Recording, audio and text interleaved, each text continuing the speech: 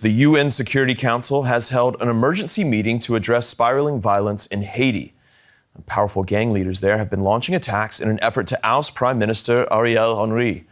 Henry's critics say that he has not stuck to his promise to resign in February, instead forming an alliance with the opposition until new elections can be held.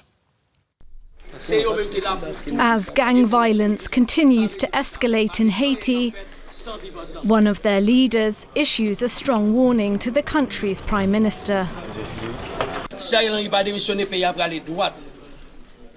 If Ariel Henry doesn't resign, if the international community continues to support him, we'll be heading straight for a civil war that will lead to genocide.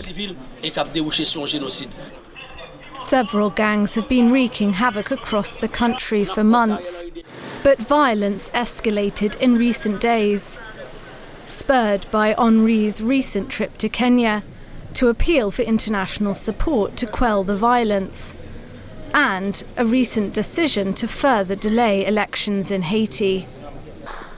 Gangs seized control of Haiti's main airport, blocking Henry's plane from returning home.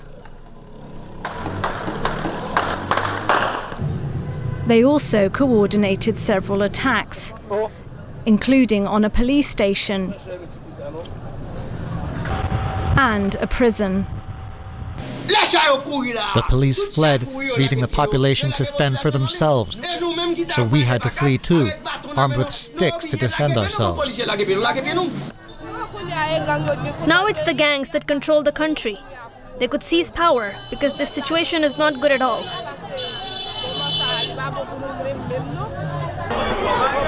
Thousands have been forced to flee their homes as the civil unrest continues to spread.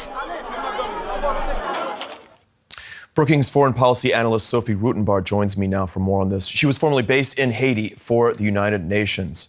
Sophie, welcome to the show. UN Rights Chief Volker Turk has warned that the situation is, quote, beyond untenable.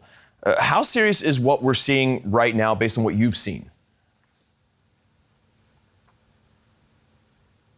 It's incredibly serious, and I think that the Undersecretary General Turk is absolutely correct in saying it's beyond tenable.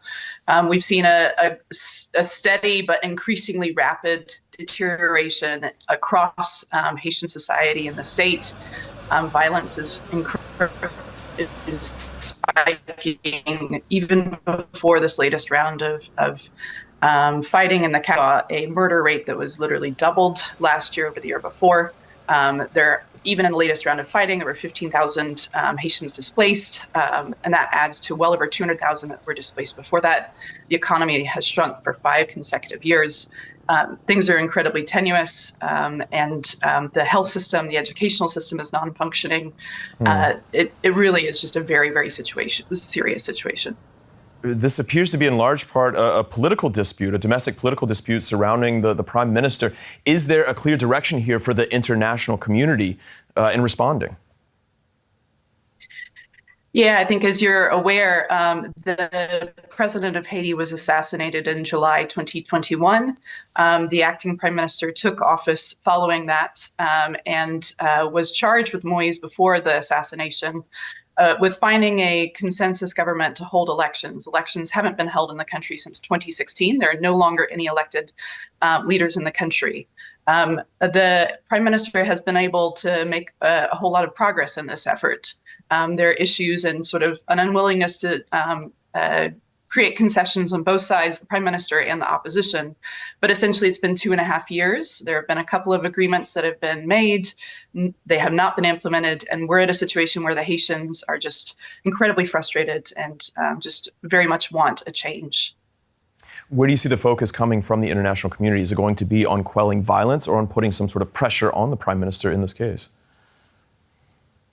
I think there's a recognition that there needs to be focus from the international community on both. I think, of course, the violence needs to be halted, and there's agreement on that, absolutely. But without progress on the political front, without a political change, there's going to be no kind of long-term solution to the violence. All right, Sophie Rutenbar with the Brookings Institute. Thank you very much.